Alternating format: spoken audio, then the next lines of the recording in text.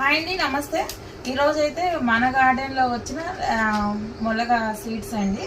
ఇవన్నీ వచ్చేసి ఒక చెట్టు అండి. ఇదైతే కండ ఎక్కువగా ఉంటుంది, గుజ్జు అన్న కండన్న ఒకటేనండి.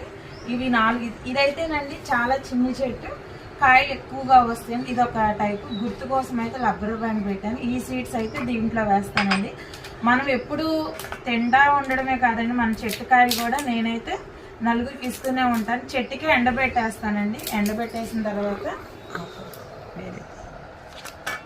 వర్షాలు పడతా ఉన్నాయి కదండి, చూస్తున్నారుగా. ఇవి బయట అండి షాపుల్లో కొనాలండి 4 గింజలు 30 రూపాయలు 40 రూపాయలండి.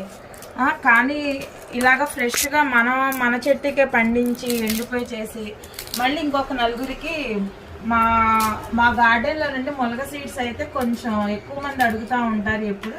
వాళ్ళ కోసం అయితే నేను చెట్టు నుంచి ఒక్కొక్క సీడు ఇలా వదిలేస్తూ ఉంటాను. దీనికి మళ్ళీ నేను కొంచెం సాఫ్ట్ రాస్ అండి పక్కన పెట్టేస్తాను. రెడ్ సీడ్ అండి, ఇవి వచ్చేసి విడిగా వేస్తాను అన్నమాట. వాళ్ళు కలిసిపోతే మనకి తెలియదు కదండి. రబ్బర్ బాండ్ పెట్టిన సపరేట్ సీడే కదా ఇది? Separate seed. దీంట్లో స్పెషల్ ఏంటి? ఇవి వచ్చేసి కండ ఎక్కువగా ఉంటుంది, ఇవి వచ్చేసి కాయలు ఎక్కువగా వస్తాయండి.